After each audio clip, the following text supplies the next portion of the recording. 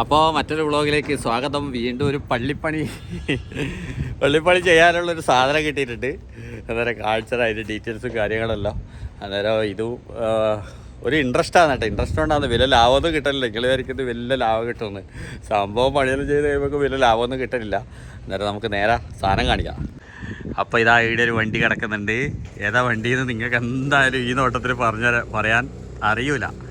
അന്നേരം ഞാൻ ഡീറ്റെയിൽസും കാര്യങ്ങളും പറഞ്ഞുതരാം. ഇതൊരു ആക്സിഡൻ്റ് ആയ വണ്ടിയാണ്. ഇത് ടൊയോട്ട ഇന്നോവയാണ്, 2015 മോഡൽ. വണ്ടി നല്ല വണ്ടിയായിരുന്നു. വണ്ടി ഫ്രണ്ട് ആക്സിഡൻ്റ് ആയിന്. പിന്നെ ഞാനിത് ഈ വണ്ടി വാങ്ങിച്ച് ഒരാളുടെ അടുത്തുനിന്ന് അത്യാവശ്യം പ്രൈസ് കൊടുത്തിന്. കാരണം ഇതിൻ്റെ മുകളിലുള്ള എൻജിൻ എന്ന് പറഞ്ഞാൽ 2TR എൻജിനാണ്. നമ്മളെ ഹൈലക്സ് പിക്കപ്പിൻ്റെ എല്ലാം എൻജിനാണ് വരുന്നത്. അന്നേരം അതിൻ്റേതായിട്ടുള്ള മാർക്കറ്റ് ഉണ്ട്. ടൊയോട്ടൻ്റെ സാധനമല്ലേ. അന്നേരം ചേസിനൊന്നും പറ്റിയിട്ടില്ല. ചേസ് നോക്കിയാൽ അങ്ങനെയുണ്ട്. അടി വന്നത് ഇങ്ങനെയാണ്. ഇങ്ങനെ അടി വന്നിട്ട് ഇതാ ബമ്പർ, ലൈറ്റ്, പിന്നെ ഇങ്ങനത്തെ കുറേ സാധനങ്ങൾ പൊട്ടിപ്പോയിന്.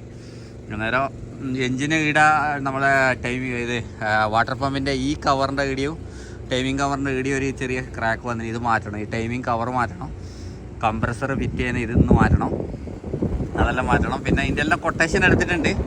എല്ലാം കൂടി നമുക്ക് പണിതെല്ലാം ഇറക്കുമ്പോൾ എത്രയാവും എന്നുള്ള ഒരു ഏകദേശം ഒരു ഊഹമുണ്ട്. എന്നാലും കുറച്ച് പണികളുണ്ട്. ഗ്ലാസ് പൊട്ടിയിട്ടുണ്ട്. ഫെൻഡർ മാറ്റണം. അന്നേരം ബാക്കി പാർട്സുകളെല്ലാം ഇതുണ്ട്. 2015 ഒരു ഇന്നോവയാണ്. അന്നേരം ഇത് നമ്മൾ പണിത് ഇറക്കേണ്ട പരിപാടിയാണ്. ഇതിൻ്റെ ബാക്കി സാധനങ്ങളെല്ലാം നോക്കിയല്ലോ. എല്ലാം ഇവിടെ പീസായിട്ട് അടിച്ച് റേഡിയേറ്ററും കണ്ടൻസറും എല്ലാം തവിട് കൂടിയായിരുന്നു. ബമ്പറെല്ലാം പോയിന്. അന്നേരം ഇത് ലൈറ്റെല്ലാം പോയിന് കേട്ടോ.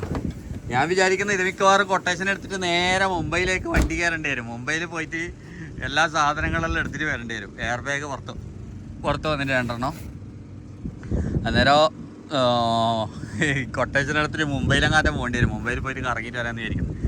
അന്നേരം ഇത് നമ്മളെ കാർ കെയർ ഗാരേജിൽ കൊണ്ടിട്ടിട്ടുണ്ട്. ഇവിടുന്ന് നമ്മൾ പണി സ്റ്റാർട്ട് ചെയ്യാന്ന്. ഉസ്താദ് गाड़ी का काम शुरू करने के लिए है फिर भी लेके आया और एक गाड़ी. पहले वाला गाड़ी पीछे मारा है, ये सामने मारा है. बहुत जोर से लगा है, मुश्किल नहीं. सही कर सकता है. टाइमिंग का टूट गया, इंजन भी पीछे चला गया, माउंट भी टूट गया. मैं सोचते पूरा कोटेशन लेके ना सीधा मुंबई जाएगा. वही अच्छा है. सामान सस्ता मिलता है. नहीं तो मुंबई में नहीं मिलेगा तो बांग्लादेश में जाएगा. बांग्लादेश में और भी सस्ता मिलेगा. इधर में टाइमिंग का 20,000 में मिल जाएगा. ये टाइमिंग का 20,000 में 20,000 में मिल जाएगा. सस्ता है. अभी और भी सस्ता हो सकता है. वो माउंट भी चाहिए. ये वाला ये ब्रैकेट चाहिए. अभी गाड़ी पहले शुरू करने के लिए क्या शुरू करेगा? इंजन खोलना चाहिए. इंजन खोलना चाहिए. इंजन खोल के देखना चाहिए और क्या क्या बैंड हुआ. चेसिस वगैरह तो ऐसे में बैंड नहीं हुआ, बस इंजन में सीधा लगा. पीछे चला गया. इंजन गियर बॉक्स पूरा बाहर निकल के वो देखना चाहिए. അല്ലടാ വാ, നമ്മളെ ഇന്നോവൻ്റെ പണി സ്റ്റാർട്ട് ചെയ്യാൻ അതിനെന്ന് പറയുന്നത്. ഇപ്പം കാലിയുണ്ട്. അന്നേരം ഫസ്റ്റ് എൻജിൻ്റെ ഇത് നോക്കാന്നാ പറയുന്നത്. അല്ല എൻജിൻ ബോഡി കാ ആവോ. അന്നേരം നമുക്ക് പണി സ്റ്റാർട്ട് ചെയ്യാം. വാ അന്തരല്ലേ टोपी ले ली है. कैसा लगता है इनोवा? अच्छा से जबरदस्त बना सकते हैं ना? क्यों नहीं बना. हाँ अच्छा वाला गाड़ी है भाई. अच्छा वाला है. अच्छा है. आरो അപ്പോൾ നമ്മളെ വണ്ടി ഉള്ളിലേക്ക് പോവുകയാണ്.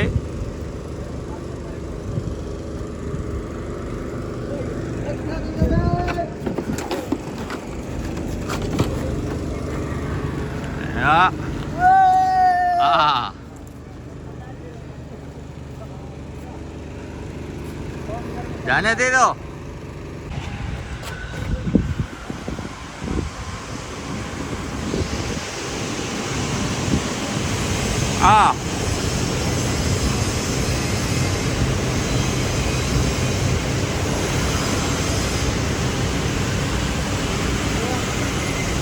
വണ്ടി വരുന്നു.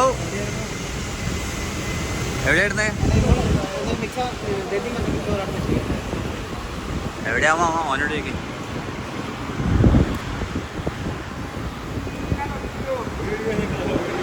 आराम से खराब नहीं करो. एसी चालू करो, एसी चालू करो. एसी चालू करो. हाँ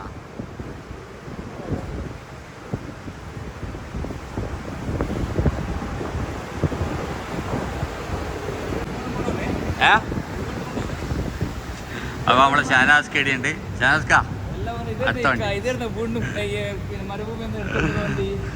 ഇത് നമ്മള് കച്ചവടാക്കി. ഇതാ ഇതേതാ വണ്ടി? Toyota Innova. ഇതാ അടിച്ചത്. ഇത് നമുക്ക് ആ പൊളിപ്പാക്കി ചെയ്യണം. എക്സ്റ്റൈൽ ചെയ്താൽ പിന്നെ ഇതിപ്പോ പണിയുണ്ടാവല്ലേ കുറച്ച്. പക്ഷെ സൈസിനൊന്നും പറ്റിയിട്ടില്ല. ഈടെ ഒന്ന് റെഡിയാക്കാനുണ്ട് ലൈറ്റിന്റെ.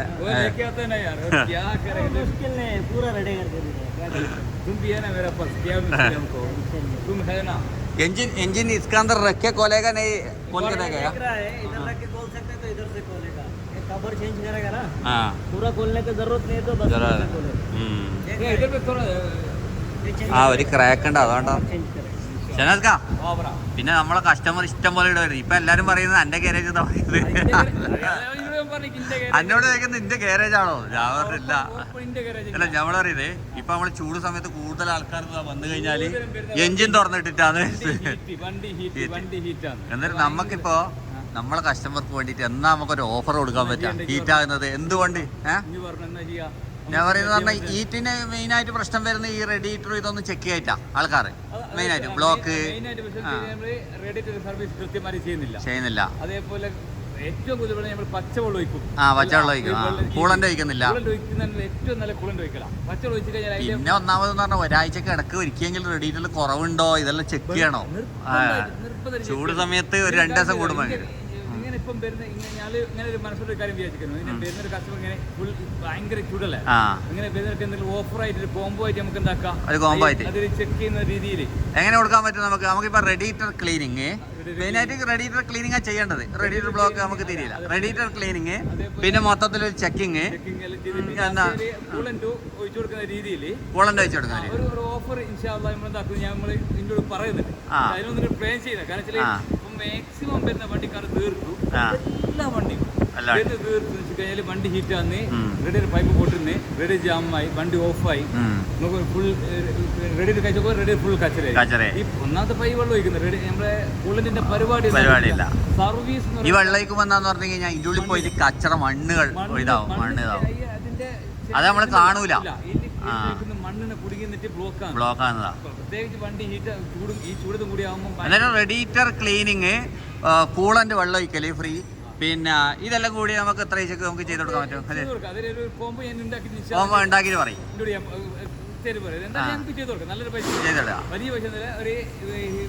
പിന്നെ കാലാവസ്ഥക്ക് ഹീറ്റ് വണ്ടി ഹീറ്റ് ആകുന്നതിൻ്റെ പിന്നെ പരിപാടികൾ ഒരു ചെക്കിങ് അല്ലേ, അതുമായി ബന്ധപ്പെട്ട ഹീറ്റ് ആകുന്നതിന് ബന്ധപ്പെട്ട കാര്യങ്ങളും സർവീസെല്ലാം ചെയ്തിട്ട് ബുള്ളറ്റ് ഒഴിച്ചു കൊടുക്കുന്ന രീതിയിൽ കോമ്പോ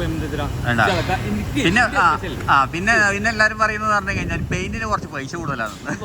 അതെങ്ങനെയാ ഞാൻ ചെയ്യുന്ന ഇതിന് ഞാൻ ആദ്യേ പറയുന്നത്, എന്തെങ്കിലും കംപ്ലൈന്റ് വന്നിട്ടുണ്ടെങ്കിൽ ഞാനാണ് എന്റെ ഉത്തരവാദിത്വം. അത് റീപെയിന്റ് ഞാൻ ചെയ്തു കൊടുക്കും, ഒരു മാറ്റമില്ലാണ്. അതൊരു കാര്യം ഇത് കഥ പറയാനുള്ളതെന്ന് പറഞ്ഞു കഴിഞ്ഞാല് ഈടുന്ന് നമ്മളൊരു പെയിന്റിന് കൊട്ടേഷൻ എടുത്ത് 200 റുപ്യ ഈടെ കൂടുതലായിരുന്നു. എന്നിട്ട് വേറെ സ്ഥലത്ത് കൊണ്ടുപോയി അടിച്ചിട്ട് ലാസ്റ്റ് അയാള് തിരിച്ചെടുത്തേക്കുന്നത്. അത് ശരിയാ കേട്ടാ. 3 മാസത്തിനുള്ളിൽ കസ്റ്റമർ തിരിച്ചുവിടെ വന്നിട്ട് പറഞ്ഞ് കളർ എന്തായിട്ടുണ്ട്, ഭംഗിയിട്ടുണ്ട്, കിസിമാരെ ഫെയിൽ ആയിട്ടുണ്ട്. അപ്പൊ എന്ത് ചെയ്യാനാ, അത് ഒരു ഉപയോഗിക്കുന്ന മെറ്റീരിയലിലെ പ്രശ്നങ്ങളുണ്ട്. ബംഗാളിയാണ് ഇപ്പൊ 700 റുപ്യക്കോ നമ്മള് 600 റുപ്യൊക്കെ ചെയ്ത് അത് അവര് പറഞ്ഞ കറക്റ്റാണ് കേട്ടോ. നമ്മള് പണി പെയിന്റിങ് എന്ന് പറഞ്ഞു കഴിഞ്ഞാല് അത് അവരെ ക്വാളിറ്റി ആണ്. കാരണം മെയിൻ ആയിട്ട് ബൂത്തിലിട്ട് തന്നെ പെയിന്റ് അടിക്കണം, ഇല്ലെങ്കിൽ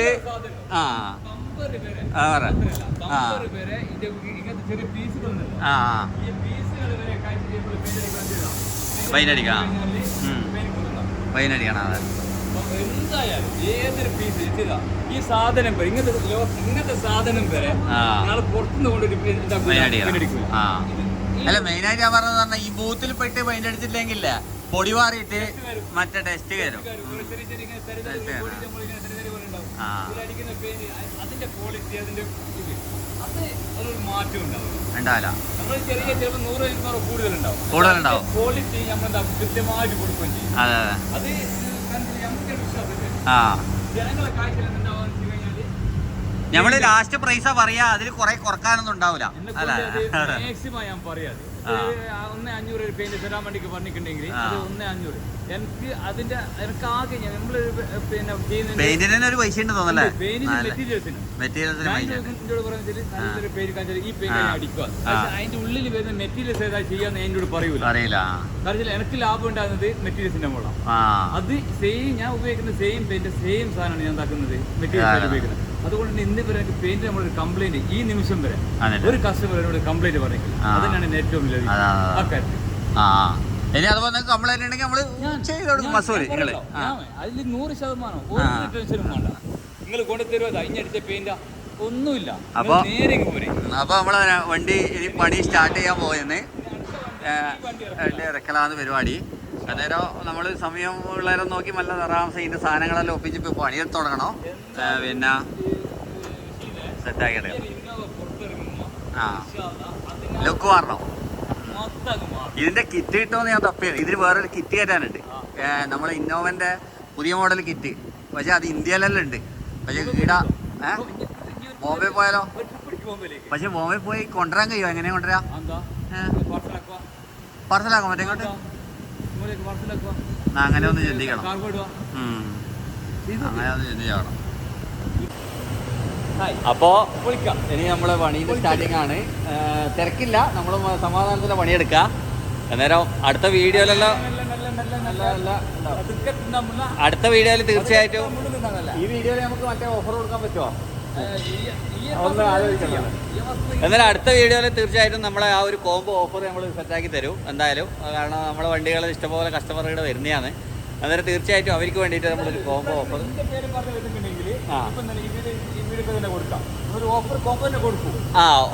എൻ്റെ പേരും പറഞ്ഞ് വന്നിട്ടുണ്ടെങ്കിൽ ഈ വീഡിയോയിൽ കണ്ടിട്ട് വരുന്നവർക്ക് ഇപ്പം തന്നെ ഒരു കോംബോ ഒരു നോക്കിയിട്ട് ചെയ്ത് കൊടുക്കും. അല്ല നല്ല കൂടെ പറയാ എല്ലാം വാട്ടർ ഇത് റേഡിയേറ്റർ ക്ലീനിങ് പിന്നെ ചെക്കിങ് കാര്യങ്ങളെല്ലാം. ഓക്കെ, അന്നേരം നല്ല കാഴ്ചകളായിട്ട് വീണ്ടും കാണാം. വീണ്ടും ഭയങ്കര ചൂടാതെട്ടാ.